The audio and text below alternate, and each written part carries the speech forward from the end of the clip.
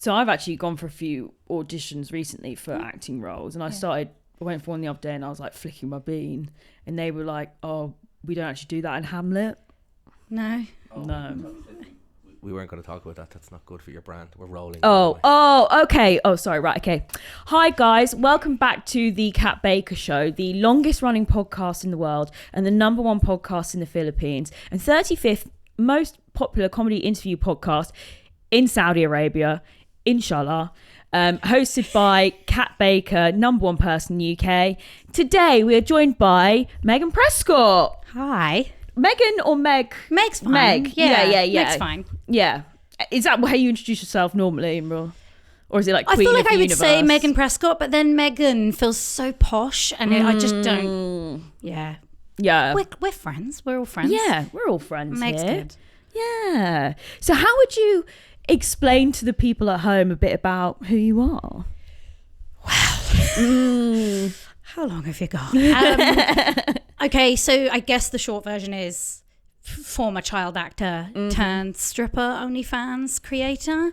Yep. But depends who I'm talking to. If I'm talking to like fancy industry people, I'll say writer, director, performer. But yeah, I'm in the internet sphere. What do you say to because this is what I always think when you're talking to like, I don't know, like an Uber driver or someone in a shop and they're like, what do you do for work? I always go social media. I say writer because I can't be asked with. Also, I feel like if you say comedian, that must lead down a load of things that you don't want, like tell us a joke. Exactly. Yeah. So mine is similar in that I'm like, I don't want to get into the back and forth because I know the script of that conversation. Sometimes if I want to like feel someone out, I will say, oh yeah, I used to be a child actor and now I do OnlyFans, just to see how they react. But if it's like an Uber driver and I can't be asked for that conversation, I'll just say I'm a writer director. Yeah. Which is also technically true. I write and direct all my OnlyFans stuff as well as like mainstream media stuff. But yeah, sometimes you just can't be asked for that conversation. It is exactly true. Because I'll be like, or sometimes I'll be like, oh, I do social media or content create, whatever. And they'll be like, oh, what? So do you make videos for brands and stuff? And I was like, yeah. Sure. Yeah, my brand. Yeah. Because whenever I then say, oh, I can't make my own content, they go, oh, what kind of content? I'm like, well, comedy skits. And then they're like, oh, can I follow you? And I'm like, yeah, that's and then the thing. Yeah, and I'm like, in the first video is me, doing a POV Gollum giving you a hand job or something, and it's like, and I'm like, just I make media for brands. Media, yeah. I'm on the internet. Do you use your name everywhere? The same name. Kat. Yeah, I use Kat Baker for comedy and OnlyFans, social media. So that's my. So it's all one. That's the name I started using when I started doing webcamming. See, I wish I had the wherewithal to use a stage name when I started acting. Because obviously now I don't have the option of using a stage name because not everybody, but a lot of people know who I am. So I'm like, damn, it's like my next door neighbor Googles my name, everything comes up. Yeah, it is. I do, because, Kat Baker's not my real name. My real name is Abdul Hussein. Obviously. Yeah. I definitely thought not a Kat Baker. No, yeah. So that's kind of. But so you started on skit. Wait, no, but I saw your Wikipedia page, but you were on Doctors. I premiered on Doctors. Yes, also playing a twin. Wow. But I was a ghost twin. Was it? You were a ghost? I was a ghost. Sorry to ruin it. That's a spoiler. Oh my God. I was going to sit and watch that tonight. I mean, actually was quite a good twist, but yeah, I played a ghost twin, and that was technically our first like real role before Skins, but Skins was our first like proper long running job. Can I say Doctors? Gives me such nostalgia for when I was home sick from school. Yes, vintage, and it's cancelled now. Well, I don't cancel; it's finished. Yeah, I think they ran it into the ground. It's done. Doctors. R.I.P. Doctors. Yeah, it was like a daytime gold, wasn't it? Yeah, it was for those who maybe aren't American. It's like a TV show, but it was on at like, I don't know, like 2 p.m. Is it? What's the American version like? Young and Restless, or what those ones. Not that I'm watching Real Housewives of Beverly Hills or anything, but season 5. But yeah, then they're all a lot of them are from shows like that. Daytime. Yeah. Medical. So then you're on Skins, which I was such a huge Skins fan. How old are you? Are we I'm the same 31. age? Oh, you're younger than me. So but you're in your 30s. 34. Right, yeah. So millennial. But yes, yeah, okay. Both millennials. Yeah, I remember I was, I think, so I would have been like. So I was 16, so you must have been like 11 when it first. Yeah. No, is that maths? It's 12. Yeah, about that. But people are rediscovering it now on Netflix. And I've got like 15-year-olds coming up to me now being like, I'm watching your show. And I'm like, oh no, don't. Oh my You're far too young. That's crazy. Yeah, it's getting a resurgence. It's really weird. That is mad. And I remember, right, and I mean, there's that long running meme that people are like, they thought their life was like Skins, but it was more like In-Betweeners. Oh, yeah. Yeah. But I remember at the time I had a boyfriend who was, I think, I would have been 14, I think, when your season came out. Must have been about. Yes, yeah. And I remember my boyfriend at the time was like, you know, you kind of remind me of Effie. And looking back and I went, oh my God, I'm so cool. But when I look back on it, he was definitely saying that so I would let him like finger me. And like, because I was nothing like Effie. I was going to say your eyes. You've got the blue eyes, but I think that's about it. I was like, I'm so awkward as a teenager. And like, yeah, I would maybe sometimes do drugs, but they would just make me anxious and have diarrhea. Do you know what I mean? Yeah. Like, I wasn't cool. Well, Effie did have a very sexy mental breakdown in the True. 60s. You never know, like, you know. True. I mean, yeah. Yeah. Oh my God. So how did you audition for that? Yeah, me and my sister Kat auditioned. We had some interesting agent at the time. He only ever got us 2 auditions. One was Doctors and one was Skins. And we went for this audition and they were like, yeah, they want twins. So we went to this audition in Warren Street, and literally all of Warren Street, twins everywhere. And I was like, if I wasn't going to this audition, I would think I was in a Twilight Zone or something. Like, imagine if you were just going to your work and there's like hundreds of sets of twins. Was there any fake twins there who weren't twins but they were pretending to be twins? No, I didn't see any. But to be honest, we lied and we said that we're identical. We are not. Are you not? Scientifically, we're not. A lot of people don't know, think it's an opinion thing. Like, it's whether we were in the same egg. And I used to always think we were really boring because I thought identical twins are much more interesting than non-identical. But it turns out non-identical, much rarer. Oh. Yeah, because for non-identical, but 2 eggs have to be released and fertilized. Whereas identical twins, just one egg. Oh, okay, yes. But yeah, so we auditioned. Yeah, we auditioned once. Then they were like, yeah, they loved you. And we basically assumed we'd got the part. Yeah. Told everyone. And then didn't hear anything for 6 months. And we were like, oh no. Maybe not. Like, having to, like, because I was in college. Yeah. Had told everyone. Of course. And then it was like that Homer Simpson meme where oh yeah, just backtrack on it. And then then 6 months later they were like, oh yeah, you have got it. Oh thank God. So yeah, that would have been very uncool if you told everyone you got hired for Skins. I would have just left college. Yeah. Oh my. So also I remember for like the next generation, I remember some people from my school went to like go audition for it or something. So like the 5 and 6 seasons. Yeah. I think. I was at those open auditions. They were probably there, and I remember the people who went to go audition for it. I was like, there's no way you would get that part. Do you remember the Star Wars open auditions? Because I went to those. No. That must have been before Skins. It must have been, because I went when I was like 15. They had open auditions. Because they film them around like Hertfordshire. Harry Potter, actually. Yeah, it's all filmed in Hertfordshire, isn't it? Is it like L Street? Yeah, something like that. Yeah. But yeah, those kind of like big open auditions. I don't know if there's so much of a thing now. No, I never went to any of those. I stuck to my local youth theatre. Good for you. Good for you. So like when you then got the role, Wait, so did you do A levels or anything? Yeah, I had, what was the timing? I think I had, the summer that we were filming the first season, I had finished my AS levels. Is that the first year? Oh, yes. And then filmed this like kind of over the summer, and because I had to miss a lot of college, so it can't have been entirely over the summer.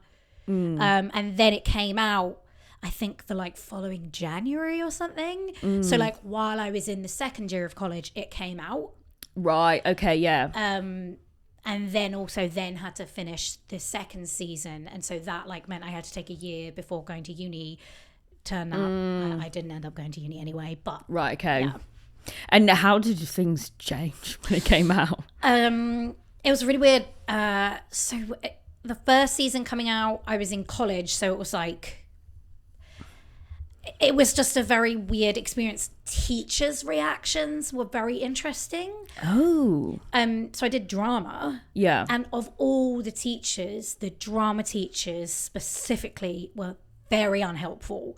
Like when I would say, hey, can I get like a copy of the worksheets or whatever so that I can do them on the train, because I'm going back and forward to Bristol twice a week, still trying to keep up with my work. And they would be like, no, if you want to do this, like it's your job to keep up. And I was like, well, yeah, I want to, but like I can't guess what work we're doing. My art teacher was absolutely uninterested in making any kind of accommodations. I asked my headmistress before I got the part if I could dye my hair fluorescent red, because in the audition they were like, we love the colour of your sister's hair, are you willing to go as bright as that? And I was like, yeah, anything you want, as you do in auditions. And my headmistress was like, yeah, that's fine. Got the part, dyed my hair, and she was like, oh, we didn't think you meant this red. The other girls in the school are going to want to do this as well, and we're not. And I was like, well, it's too late now. Yeah, what are you going to do about It's it? Make too me late. shave it off? Yeah, and so teachers were very unhelpful. I imagine with the drama teacher, there's got to be some bitterness there. That you maybe had a job? Yeah, I mean, that's such a cliche. And I remember at the time being like, really? Are you really that much of a cliche? But yeah, it was like these two older men that were like, I was excited to tell them because I was like, surely this looks good on you. Yeah. You're a drama student. You could really milk this. Like, take this to the bank and be like, yeah, I taught her everything she knows. Yeah, exactly. But they were just really pissed off because I would miss loads of work. And then one of our, I think it was AS levels or something, was like a performance. And I had not prepared for it at all because I did not have time, because I was learning lines and scenes for the TV show. And I did the performance, like literally everybody's parents had come to watch, and I just made up a monologue on the spot. Cried because I was so exhausted from filming and like just really burnt out. The audience were like, amazing. And then afterwards my teacher was like, I know you just made that up on the spot. And I was like, nobody else does.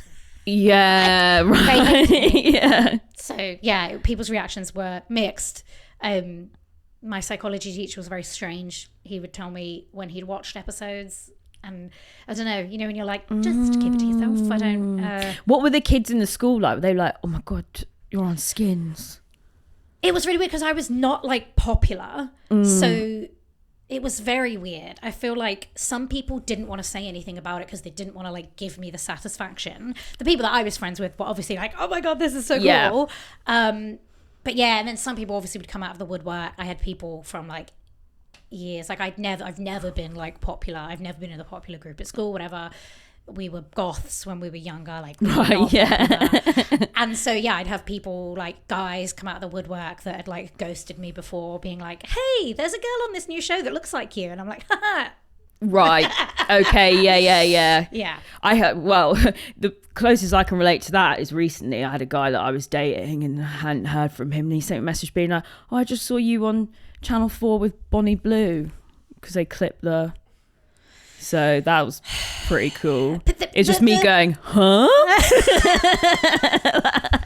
Also, that means you've left a mark on his mind, though. Yeah, I remember you from that. But yeah, no, people are very strange. What they like, their lack of.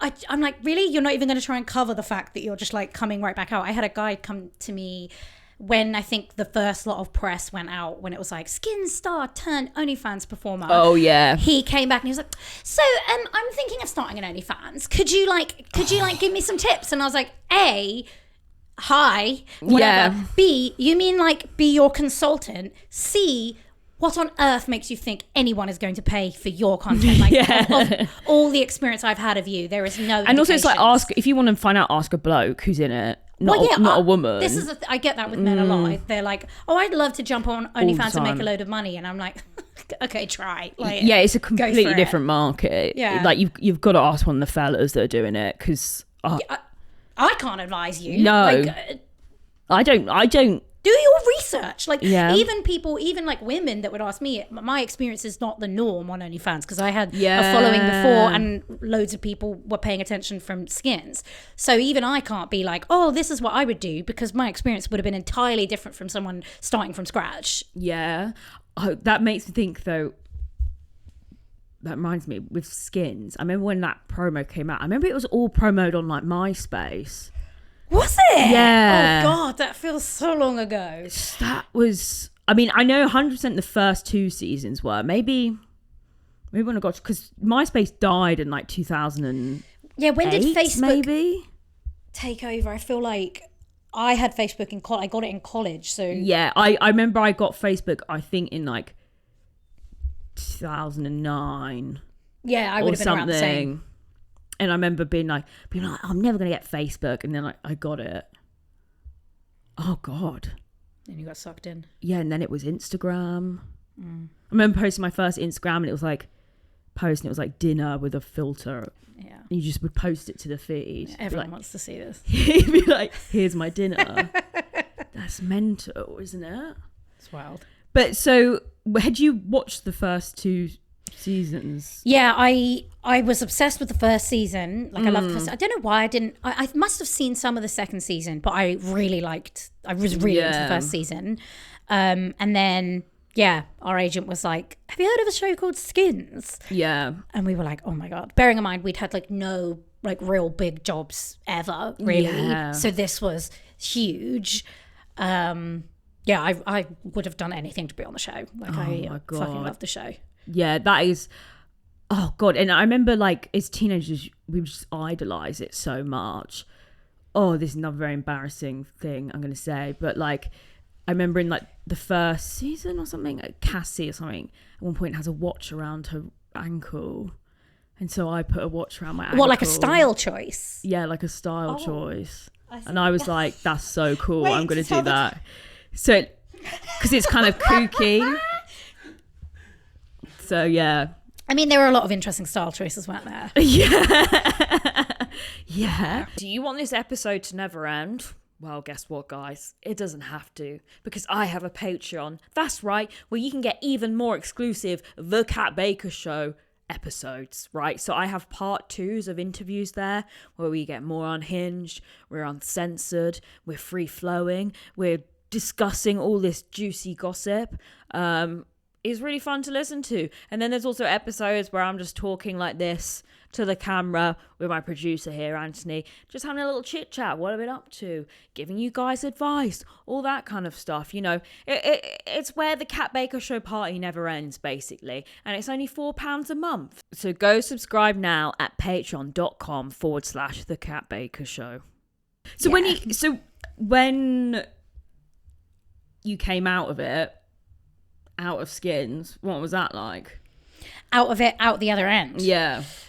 So it was really interesting because some of us had big agents. Some of us, I think only one of us came from the open auditions. I think Ollie, who played JJ, was the only one who actually they ended up getting from the open auditions. But yeah, so it was really weird. Like, I think no one gives you like a chat about like longevity or like managing your money, and I had come from I have a really weird upbringing. Like I definitely wasn't working class. Like like my dad is a con artist. Okay. So I have had a lot of the privileges of being middle class, but I feel very much like I've had to work for everything I got, and I feel very angry because people talk to me because I'm very middle class appearing, and I'm like, wow, you're a dick. You wouldn't be talking to me or giving me this opportunity if you thought I was working class. It's just because you think I'm like a very middle class. That's interesting. There's a comedian on the London scene who, and her stick, it's real, is she sounds really posh, but her dad was literally like a gangster, was in prison for most of Is her. that Sophie? Yeah, something? Yes, I've seen some of her stuff. I've seen it's her like bits, having this like posh accent. It's like it's disgusting how far it will get you. Right, yeah. I have the school I went to, like, because I have a very weird upbringing. So I can't remember how I got into that. Oh yeah, so I came from, not having a huge amount of money and getting EMA. Do you remember EMA? Oh, I had EMA. Yeah. £30 a week. Oh, and I would immediately spend it in Topshop. It was so great. I fucking loved my EMA. But then to go from that to getting I think we were getting maybe £400 a week, which if you look, it's not a lot of money for what the show was making. But at the time, I was like, I'm fucking loaded. But no one gives you like a chat. Obviously, I don't go to any of my family for financial advice. But if you don't get that in school and your family don't know it or whatever, where'd you get that from? And then all of a sudden you're making money, but you don't know, actually in a year, taxman is going to be like, I'll take a third of that back, please, because you're self-employed. I've had family members scam me out of money with accountants and dodge all this stuff. Hell. We didn't have much in the way of guidance for like, okay, now that you've done this big show, you need to be putting a third of the money away. And like career wise, you might want to think about, do you want a bigger agent? Do you want to do some pilot seasons in America? Like, what are the financial implications of that? Like, what about your education? Do you want to just leave it here, or do you want to go to, like, there was really none of that. We had to make those decisions for ourselves. Yeah. And we were like, a lot of us, I was just turned 18. So I was like, well, I finished one job, so I'm just going to get another job. I'm also autistic, but undiagnosed at that time, which explains a lot. But yeah, so I was like, I'm just going to get another job. There was a Wetherspoons at the end of my road, so I got a job in Wetherspoons, thinking like, that's just logical. Until I get another acting job, I'll get this job, because otherwise I'm just going to eat into the money that I've made. But the response there was really weird, like to see how like the general public respond to a smidge of fame. It was really weird. People would be like, why are you working here? What's happened to you? And I'd be like, I was on one show. Like, how do you think this works? Like, how do you think money works? Like, it just doesn't work like that. But it was really like enlightening to see how people viewed you once they have seen you on your screen. And I remember getting interviewers talking to us, and it was, so toxic, like, so toxic. They would be like comparing particularly the women to each other, and a lot of the time it would be like, so are you worried about your future in acting? Like some of the other Skins cast have had a difficult time after their time on Skins getting their career off the ground, bearing in mind this is before like Dev Patel went major. But it was also like, why would you say that to a child, essentially? That's really horrible, like comparing them to each other. But I remember saying to an interviewer, like, what do you mean by they've had a hard time finding success? Like, do you mean and I'm quite pleased, because I didn't really speak up when I was that old, but this was quite good. Like, I was like, do you mean you haven't seen them on your television? Is that what you mean? They haven't become successful? Like, what if they've like started a charity and done a lot of work to help people less privileged? Like, what do you mean by success? And I stand by that. Like, it's very weird how it really was. It showed me. And I think people also realize how little money there is in like British TV as well. It's weird. But I did use that to my advantage. Like, when I went to America, people assumed I was rich, because they were like, well, you've been on a huge TV show that we know here. You were on it for 2 years. You must be loaded. And you're like, okay. Yeah. So give me some free stuff. Or if you say so, that's, yeah. Let me into this nice cafe then. Yeah, I'll take your free shit. Yeah. And so do you get any money when they sold to like Netflix or anything? No. Really? So yeah, there's a thing called in perpetuity clauses in contracts. Right. And as 16-year-olds, we didn't have legal advisors. No. If we were under 18, like, our parents were what we had for legal advisors. And the context, my dad was advising me what Yeah. So I didn't know what in perpetuity meant. And what it means is that anything in any media that exists now, or any new types of media that are invented, you can't claim royalties off of new media.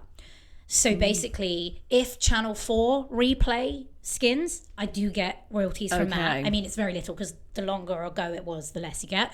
If they sell DVDs, I get a little bit of the DVD money. The big DVD market. If it sells to a new region, again, there will be like a little bit. I mean, it's like I'll get like 50 quid every now and again. Like right, that okay. kind of money. It's not like... but yeah, nothing from Netflix because it didn't exist when we signed those contracts. Yeah. So yeah, I am one of the leads in a TV show that is constantly trending on Netflix.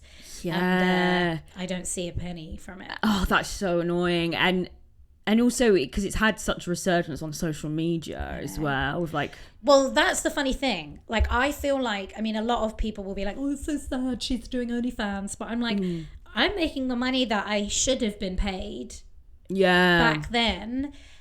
I got the exposure, but I didn't get any of the earnings that should have come with that. Or I didn't get enough earnings that should have come with that. And because of Gen Z rediscovering it on Netflix, even though I'm not making money from Netflix, which, you know, is insane. But if I go on TikTok and I make a Skins themed reel, TikTok, yeah. It does really well, and I'm like, okay, and that does really translate to OnlyFans. So when did you start OnlyFans? I started OnlyFans in 2020. I think it was like March or April, like right after the lockdown. Okay. Yeah, I was working at a gin distillery as a tour guide. Oh, nice. Yeah. And also at a chocolate factory. And our manager was not following us, and I was like, dude, I've got to pay my rent. Like I have to be furloughed. And he was like fannying around. Oh, I don't know, like, whatever. And had you had many acting roles in between? No.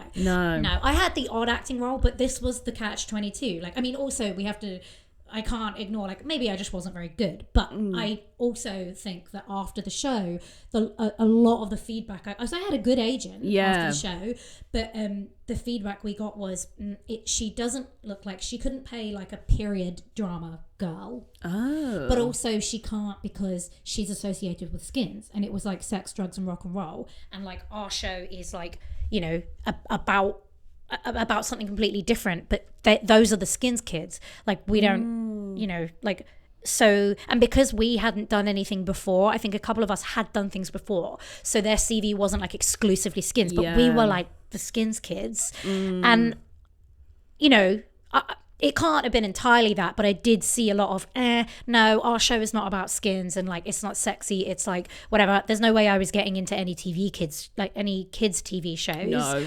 And then America are not very happy with like sexy teens, like, you know. That's crazy. But they do love 35-year-olds paying. Well, teens. exactly, but they were not ready for like 16-year-olds. And then it had been a few years, and they were like, well, what have you done? You haven't done anything recently. And I was like, yeah, because you said you no one wanted me directly after Skins. Catch-22, yeah. Yeah, and so it is just in a sort of circle of. Yeah, I got a little bit of there was a little bit of relatability, obviously nowhere near as much, but did you watch the America's Next Top Model documentary? No, I didn't. Oh, you must watch. Okay. But they spoke a lot about, they were like, when right after the show, even the winners were like, no like legit modeling agency wanted anything to do with us because we were the reality top model girls. Like, they don't want it. Then all the attention is like on us and about the top model show. They want like real models, and I think there was an element of that with like Skins it's actors. funny. I think it's less of a thing now. Yeah, with like reality TV, because lots of people, I think, with social media make the thing like, if you can prove you've got an audience on social media, people will book you. But but that thing, certain things would be like, oh, you did that, therefore you can't. Yeah, well, remember there was a time where when right after Skins, there was a time where like, if you got offered to do Hollyoaks or, you know, EastEnders, one of the like big shows, like huge exposure, but like agents at the time, a lot of them would be like, no, we're serious, we're a serious actor. Like, no, we don't want people to see you like that, we want people to see you like this. But nowadays, you're right, like, if you can prove people are interested in what I'm doing, doesn't always matter what it is that you're doing. And I think it will continue to go that way, and we'll see like more influencers and like Love Island stars getting acting roles, because actors now know their rights and they have unions and whatever. And actually, it's much easier to get this Love Island star who there's no reality TV union. Yeah. They don't know what type of contracts they should be signing.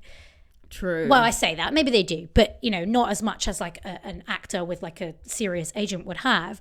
Yeah, I just think there's always going to be another group that they can go to that don't know their rights as much. And I think that is going to happen. Probably. And exposure is the thing. They're all only after exposure. Like if you've got 1 million followers. And even if it's, let's say that influencer does like bad acting in it. Yeah. They kind of don't mind because that clip will go viral. Doesn't of matter. the bad acting. And people will be like, oh, the best thing you can do is like make a spelling mistake in like a serious brand. The best thing they could do is make a spelling mistake in a tweet or something. That will go more viral than anything they could pay for. Yeah. That's why it's like there is this like internet monster where it's like, you know, some people that say some horrific stuff.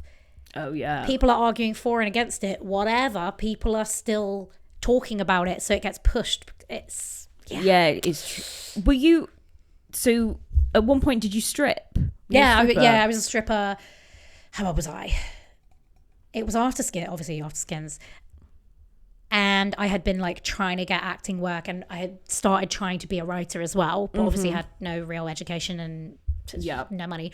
And I'd been doing like minimum wage jobs, 0-hour contract jobs, and I had a friend who had been stripping for years, and she was like, what, like she had been saying for years, Meg, like, what are you doing to yourself? Like when you work in Wetherspoons or bars or whatever, the tips that you get, not that anyone tips in a Wetherspoons. I was going to say, I don't think I've ever tipped in a Wetherspoons. But if you do get tips, it's because like guys fancy you. Yeah. Like, she was like, that's a strip club, but like the earning potential is so much more. You've already got like men wanking over you on the internet. Like a strip club as well. She was like, you could be incognito. Like I would wear wigs. And also I think I was so up my own ass. I thought like everyone's going to recognize me and my career as an actress is going to be over. And then like after a couple of weeks I was like, oh, no one gives a shit. It was fine. Like I wish I had started earlier. But yeah, it was when I really wanted to go to America and do like a pilot season, and my agent was like, you know, you've really got to like put the work in. Like if you wanted it enough, you'd find the time, you'd find the money. So I was like, right, I'm going to the strip club and I'm finding the money, and I did, and it paid for my visa and to go to America. And that's the good thing about stripping is you can kind of just do it, and there's not like a trace of it if you don't want there to be. So that was a lifeline at a time when I really needed it as well. Like I was literally sharing a bed with my mum at that time. Fuck. Yeah, like I had no money, and then I've got like, right, if I want to make it, I've got to get $5,000 to pay to go to America and pay a lawyer and all this stuff. I mean, this is champagne problems, but still, you know, when you're like, if you want to make it in this biz, you've got to invest. And so I found the money, and then same with OnlyFans. Like I had no money. And I was like, well, that was a bigger thing, because I was like, this is going to be on the internet forever. Yeah. This really is. And if I promote it on my Instagram, which to make money, I'm going to have to promote it on my Instagram. Yes. Because how am I going to, there's no discoverability on OnlyFans. So I had to use the the Instagram following. But yeah, with that, I was like, this is forever if I do this. But no one was hiring me anyway to act, and I couldn't afford to keep my writing or directing or producing career going because I had no income. And the irony being, ever since I've been openly talking about OnlyFans and stripping and all of that like I have had the money to keep doing my creative freelance work, but also people have been interested in that area. So I've got more work than I have in the past like 15 years, in the last 3 years, because I've been doing OnlyFans. When you first, because obviously you would have started with a following, like, because when I first started my OnlyFans, I didn't have following, so I think I made like 20 quid my first month. Was it like immediate kind of flood of people coming in, or was it? I think that's the like privilege of having like, I guess, privilege of having been on a show as a child. But having a following online is that and this was also in 2020, so it wasn't only Instagram wasn't as strict about posting links and stuff back then. So I did link on my story to my OnlyFans. I also put the caveat, I mean, I'm embarrassed that I did this. I put the caveat, like, there won't be any nudes, just like, you know, lingerie content. like famous last words. Also, so much internalized like whorephobia and like misogyny with that. Like now, but I can understand it because you're coming from the sort of acting world. Yeah, but it's like we're selling sexuality or we're not selling sexuality. Yeah. Stripping is sex work. OnlyFans is sex work. Like, I mean, yeah, like acting in a sex scene. I've done that. Like, I've been paid to do that. So, as a 16-year-old, so it is. Oh God, that is crazy. Yeah. First, that's crazy doing that at 16.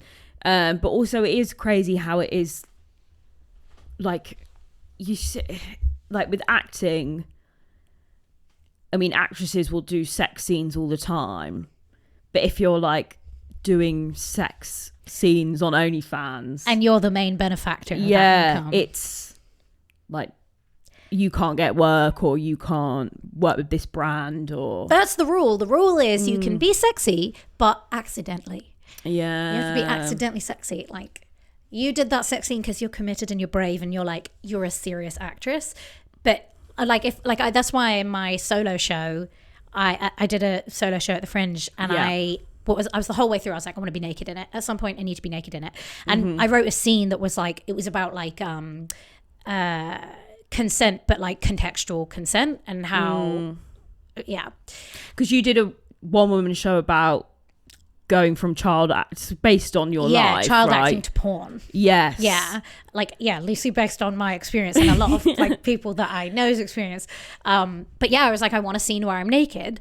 And in that scene, fully nude. Like, and the Fringe were fine with it. London theatre venues, fine with it. Everyone fine with it. People were paying £15 for a ticket for it. That was all fine. Nominated for an Offie, won the best Fringe debut. Like, all good, right? Yeah. But if I went and worked at one of the strip clubs in the Pubic Triangle in Edinburgh, which the council were trying to get shut down, that wouldn't be okay. Like, people don't like that.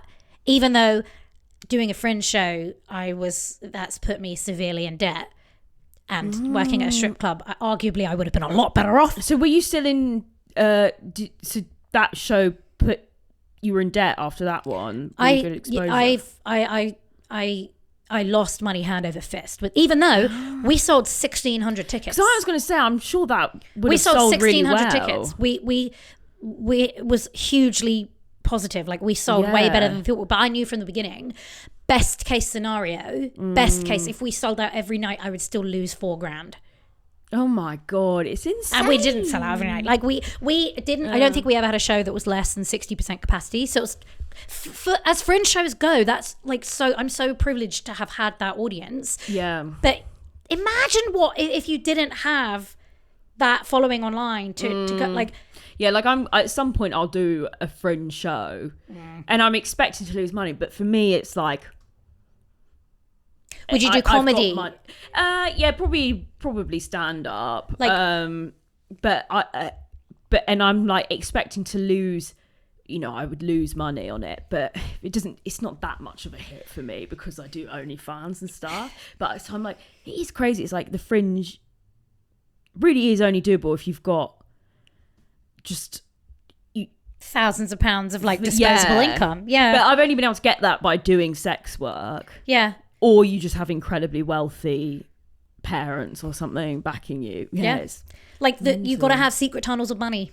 Like you cannot do it without secret tunnels of money. My secret tunnel was my secret tunnel. Yeah, exactly. That's what mine will be. But like, I even that didn't cover it fully. Like, the whole thing, I did like a whole like PR thing about, I dressed up as Katie, which was the character I played on Skins. Yeah. And I did like nude photos, and it was the first time that I did full nude with my face in on OnlyFans. And like, I made a big thing of it because I was like, once you do that, having your face with your tits and your vagina in the same photo on the internet, sometimes literally it's like just as bad as having you with a gun. Like literally, that is going to cause problems. Like when you want to go places.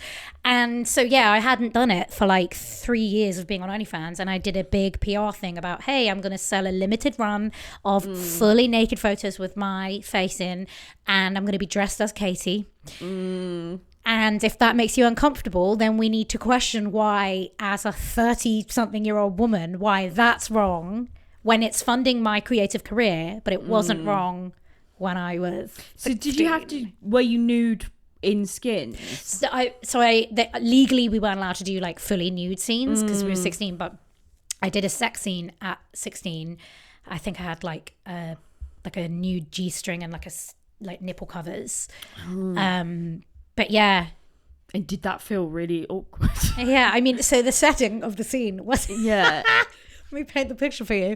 So I was having sex with the guy that played Freddie. Oh, yeah. Yeah, I remember. And so it wasn't a closed set. I didn't know at the time that I could even ask for that, but no close set, no intimacy coordinator. Not much in terms of discussion before, during, or after, and almost naked. And the scene was my sister walking in on me having sex with this guy. Right. So that was another layer of like being almost naked in this room full of men. And was it make all, like, sex male noises. staff, I mean, mostly? sets in general, particularly back then, predominantly men. And there was like a great makeup artist who would, I mean, not her job at all, but she would like run in between takes and like put a bathrobe on me. Like no one asked her to do that. But now looking back, I'm like, she was. Yeah, she's understanding what it's like. Understanding to be a a duty of care. Yeah. So my sister was also like in the same scene basically. So I was doing like sex noises in front of my sister, and what was even better was just when you thought it was over, a couple of weeks later when we're doing ADR for the episode, they're like, additional voice recording. Okay, like, you know, right, when you go in a sound studio and you're like, oh, the wind was over this, so you need to redo this. Okay. So I had to watch myself doing the sex scenes with a room full of producers and directors and my other castmates, me with a mic staring at my sex scene, just doing the sex noises dry, like into a mic. Because I think people forget. Just think how awkward you are when you're 16 This years is the old. thing. Like, I mean, You're always awkward. You're just at the best of times. Oh fuck! Like you're so and had you like had sex before? I had, but I do know of a situation where not everybody had, and I think, as far as I know, there were no conversations about. Yeah. I mean, the show could never get made today, and I think that's probably why it's like got a piece in time. Like it could never be recreated. Euphoria tried, but they can't really, because also Euphoria, it's all people in their like early mid-20s, isn't it? I tried to watch an episode and it was so triggering. Like it's so heavy, it's so a lot, and I was just like, not for me right now. Yeah, it's also just. It's very like stylized as well. Yeah. Like it's not, I guess, skins. People love the kind of gritty. That's it. And also the kind of, but also the sort of awkwardness of Britishness. I don't know. Yeah. I think that is part of it. Like, because they did make an American version. Yes, which I remember. I think got cancelled after like 2 episodes or something. Literally. Yeah. But America wasn't ready for that. Like, they'd had 35-year-old supermodels playing teenagers, but there's no way. Like, oh my God, because I remember would have been around the same time skins as when they had 90210. Yeah. And that was the reference. And they literally had like a 35-year-old hench dude playing like a. And do you remember like 18-year-old? When they were doing drugs, they would call it drugs. Like I think there was some rule where you weren't allowed to like specify which drugs. So they were like, he had drugs in his locker. And it's like, okay, there's quite a vast range. Fuck. Shut it, lady. I just want to see you bend over. If that's what you're thinking right now, then you need to go to catbaker.co.uk, where you can find all my explicit content. That's right, I do explicit content. I have an OnlyFans, but I also have an Admire Me VIP, which is a bit more kink friendly, and I also have a premium shop there where you can buy my videos without a subscription. So if you need a little bit of relief, then go to catbaker.co.uk. Yeah. Oh my God. Yeah. No, they couldn't. Yeah, they could never do skins now. Which, again, I think for good reason. Yeah. But then I also do think that is maybe part of why Gen Z are watching in awe. Like, how was this? Because it was like made? seeing like, people when I was like similar that age, seeing people of your age on screen doing things which we were sort of like some of us were doing, some of us were not doing. It was like, whoa. Yeah. It's just. But then also the amount of cringe behaviour I think it inspired in so many teenagers, people like me. Do you know how many people like? I mean, on the like smaller end of like terrible things it inspired was a generation of women that have been coming up to me and been like, I ruined my hair because I was trying to get it like fluorescent red and like with a wonky fringe. And but then on the other side where it's like, oh no, I've had like parents be like, my child wanted to have a skins party and they ruined my house, they ruined this, like so-and-so was arrested, and I was like, look, I'm sorry, but I didn't write it. Like I remember I had my hair that time it's like, it's kind of similar style to what you had, but it was what Kate Nash had.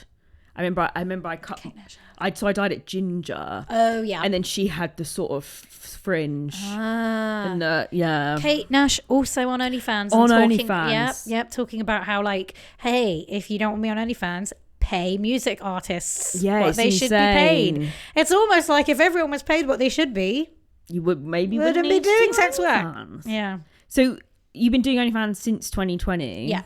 So you nude on? Yeah, you're nude on. Yeah. But yes.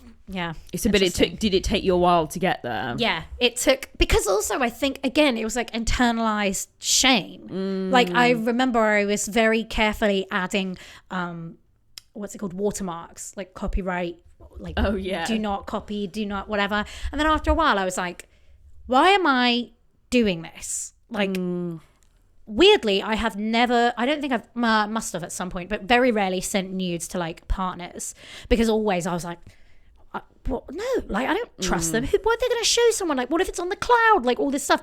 But then I knew all my friends were, and I was like, it's really weird how people are so comfortable like sending nudes to like partners and sending nudes in general, like much more explicit stuff than I'd ever done on OnlyFans, and yet they would be like, oh, you can't put it on OnlyFans, and I'm like, but I mean, again, it might be because I'm autistic, and I'm like, but where is the logic? Like, I don't get it. And I realized the reason I was so like, put copyright, make sure like they don't leak this, whatever, was because I was like feeling it was some kind of shameful. And then as soon as that thought became conscious, I was like, I'm not ashamed.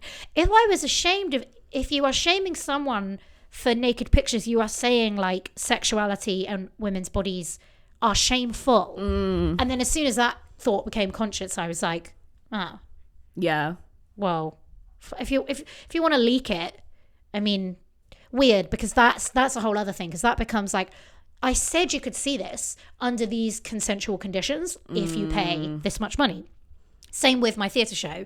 If you come and pay £15 to see my show, I don't care what your real intentions are, but you will see me naked. Great, right? Same with OnlyFans. If you pay this much money, you can come see me naked. But what's weird is when people leak it, and how excited people get for like celebrity leaked nudes and everything leaked, because that is like non-consensual. And that was the thing with the fringe, where I was all ready for someone to be like taking photos, even though I'd said do not take photos, because I wanted to make the point that it isn't the nudity that we really have the problem with. It's women being fine. Yeah, it is insane. They want to be like, ha, seen you, got you. Ha ha. Do you know if anyone took any photos? So I had my big Scottish partner as security at every show, basically. And he was like keeping an eye out. And I think only once he had to be like, put your phone down to someone. But the irony being, that is so weird. I was talking about this morning in one of these like sex worker chats I'm in. But the venue, bearing in mind every night I did the show, at the beginning of the show I say there is full nudity, therefore there's absolutely no photography or videoing allowed whatsoever, keep your phones away, right? Every single night. And then 2 weeks into the shows, so after like 14 shows, one of the venue techs said to my operator, by the way, do you want us to like cover this camera? For fuck's sake. And my operator was like, what camera? And they were like, yeah, there is a camera here. It's live streaming to the security office every night. Oh my God.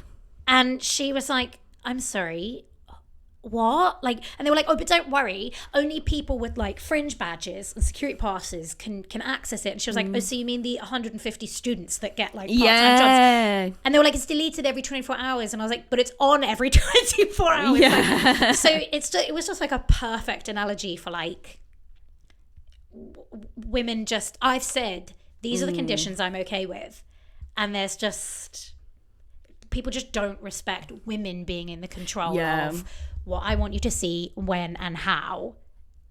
It is crazy.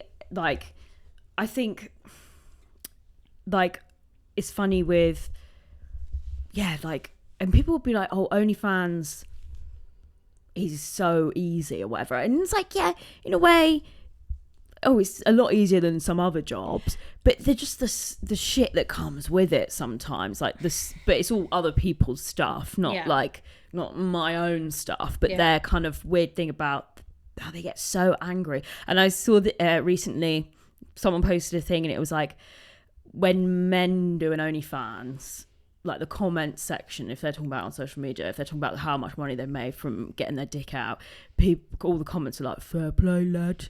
And then when a woman's like, oh, I got all this money for getting my tits out, they're like, you're gonna rot in hell. Yeah, you're like, the reason why men don't respect women. And I'm like, oh, what a way to blame women for something men do. Yeah, it's also, that made me think, right, with the Edinburgh Fringe show, because I was thinking this, what's the most you can get away with at Edinburgh Fringe, like in a show? Like, could you strip naked and piss on the floor? It depends who you are, I guess. Like, it's so weird that I'm literally having this conversation this morning. Like, it's the same with Instagram. Like, if you are a sex worker and you post a picture of you in a bikini, according to Instagram, it can sometimes, they will class it sometimes as sexual solicitation or something because of what you do for work, even though your post doesn't go against their guidelines, right? It is similar in a lot of other like institutions, and I imagine the Fringe to be similar, where if you are a sex worker and you do a show about sex work or that involves sex in some capacity or like nudity, it's different to if you were like a celebrity who was coming and doing an experimental, like immersive, like intellectualized version of whatever this is. Fingering myself. Yeah. Even though or if you're an artist, you know, like a lot of art is like, a lot of stuff I've seen, I'm like, oh, she's pissing in a bottle. And like, okay, which I'm not saying that's wrong or right, but I'm saying if one person can piss in a bottle on stage, why can't a sex worker piss in a bottle on stage? Like then it is discrimination, because you're saying this person, even though they're doing the same thing, we don't like what this person does for work, so they're not allowed to behave the same way someone else could behave. I mean, it's weirdly like, although it's a bit funny, it's like, who's it in the I mean, it was pretty revolutionary and cool, but that artist who in the 70s did that thing where she was like, I'm going to be naked and in a public space and people doing touch me, and then Bonnie Blue kind of technically she announced on my podcast. Did that? I was watching that. Yeah. Did it end up happening? It didn't happen, did it? It didn't happen. But yeah, I was like, it's the same thing a little bit. But it's also very like, if someone behaves abhorrently, let's say at the Bonnie Blue thing or at this artist's thing, which I do think they had to stop it, right? They had to stop it, yeah. So is that the artist's fault? Like, no. If someone said you were allowed to go and murder someone, would you do it? Like, the reason we don't do things is not, well, it shouldn't be because we're just not allowed. It should be because morally we wouldn't do that. We wouldn't assault someone. But then it's really weird how we blame. Yeah. We will go into the Patreon in a bit, right? But I'm going to ask you a couple more questions. Skins reunion, would you do it? Who's organising it? Me. Yeah. I'm going to, all my fanny money. Yeah. I'm going to put it into a Skins reunion. Let's do it. Let's combine our fanny money. Yeah. Imagine the budget's like £200. Mind you, the budget of actual Skins was not big. Yeah. So like you never know what we do. Yeah, I really think they did Katie dirty with the ending, because I rewatched it for the first time ever the other day. She sort of hands over Effie to Freddie, and then that's just sort of nothing it. happens. And they closed up a lot of the others like quite nicely. And they, like Pandora and what's his name, Thomas, get into Harvard. Oh, but everything was wrapped up, and then I was like, wait, what happened to Katie? Like, what? Wait, what happened to her? We didn't know. So I would love to write like a fan fiction version of my ending. Would have done. What do you think? Did you watch the Skins Fire Rise and all Yes, this? I did. Right. So I was shadowing the director of Effie's one. So I watched Effie's one inside out, like over and over again, and I was like, but like I would love it if like Katie came along in this and was like, Effie, these rich banker guys, we need to take them to the strip club and get them to... I think Katie would have been a stripper. I would have loved... Yeah. I could have 100% seen her going down the OnlyFans route, JJ managing the like analytics of her OnlyFans, and then being her manager. Effie sending these financial guys to go spend money on her in a strip club. Like I would have loved that arc for Katie. That would have been a great arc. It was set up. It was very coded. She was very sex worker coded. Yeah, she was. What if the same producers, directors, production company and commissioners said Skins reunion? If I could be on a writing team. No, same deal as you had when you were 16. Nah. Yeah. In that case, I think you need to write an unofficial sequel and call this lady something else. Yeah. When she goes down that route. Katie. Beatty Mitch. Well, I called her. Should I call her Jordan? Jordan. You know, like because Jordan's real name is Katie Price. Oh. That's a bit of millennial lore. Wait, so they came up with no, you called her Jordan. What? No, I called the character in my solo show. Her like TV character was called Jordan. Okay. Yeah. There was a little Easter egg for people that I don't think anyone actually got. And then so do you want to still do more acting and things? I really like acting. Yeah. I love acting. I've just like fallen out of love with the industry ironically, the more I have been valued for my creative work, either on OnlyFans or with writing or whatever, the more I'm like, oh, well, I'm not going to do that for that money. Or like, no, because I could earn that for that much time and effort, I could earn this much on OnlyFans. So weirdly, I know my value far more having been on OnlyFans. But yeah, I've been in acting projects since, and if a project came to me and was like, we want you to do this part, and I believed in the project and I liked the part, but I am no longer gonna be in like trash just for the sake of being an actor. Like I can make my own stuff. Me and my friends are producing our own stuff and filming our own stuff. It's like, why would I, if I'm gonna spend time on your project, it better be worth my while. And I've looked back on a lot of things I've done and I've been like, why did I do that? It wasn't worth my while. I could have made something better. Me and my friends could have made something better. Yeah. And it's crazy the projects people put now just on like YouTube and stuff. There's less gatekeepers now. Like OFTV I think is something that I keep thinking about, but YouTube, like there are less gatekeepers, and so more people have access to a platform that we didn't have before. Yeah, so it's exciting. Well, I'm excited to film the reunion. Let's do it. Yeah, it's gonna be you and. Shall we be? But will we be in our 30s? Because I think that would be funny. Like, oh yeah, revisited. Yeah, imagine if we were like, no, we're still playing 16-year-olds. Or you're just playing like the next year you would be like 18, and it's like just follows directly on. Yeah, no one mentions. No one mentions the crow's feet or anything. And it's like, I'm just I'm here. Yeah. Or you could do they're 18 but based in now, so they're on TikTok. But they're having like a vertical, make it a vertical drama. Yeah, and they go in like a ket hole, but on TikTok Live. Yeah, we'd have to call it, what do you call it? You can't say ket on TikTok, can you? You say like horse something. Oh, there's codes. Okay. Yeah. Or it could be a 10-year arc from 20 to 30. Yeah. There's a mini series for you. I think the 20 to 30s arc is really interesting because no one knows what the fuck they're doing. And it's pretty messy. And I feel like, and with the low budget of it that I will be funding, we can just have you sort of running around London, because she will have moved to London, of course, to do stripping, and then maybe you become like the big boss of Wetherspoons or something. Oh my God, imagine. Yeah. Oh my God. Yeah, no, I think, we could definitely recreate something. No, she definitely becomes a really successful madam in a high-end London strip That's club. better. Well, I need to get right in this with you guys. Yeah, madam. Yeah. But a Because nice one, yeah. Yeah, the endings for a lot of those characters were pretty bleak. I think a number of them ended in death. Like, I remember... Like, very depressing deaths. I do remember, because he gets, like, killed by the therapist or something. Yeah, and I do remember that ending being like, what? But you know, when I rewatched it, I was like, you never see his body. Yeah. So I was like, oh, they framed this up. When I rewatched it, they framed this up so that like everyone's ready to go and avenge or find Freddy and avenge his death.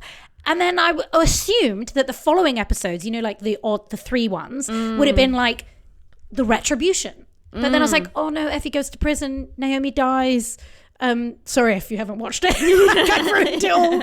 But yeah, I was like, I'd love to like, I mean, I don't think we could bring Naomi back from the dead, but you never know. I mean, I don't know. Listen, I'm a good writer. Like, let's not put restrictions on ourselves. Yeah, what we can do with Fanny money.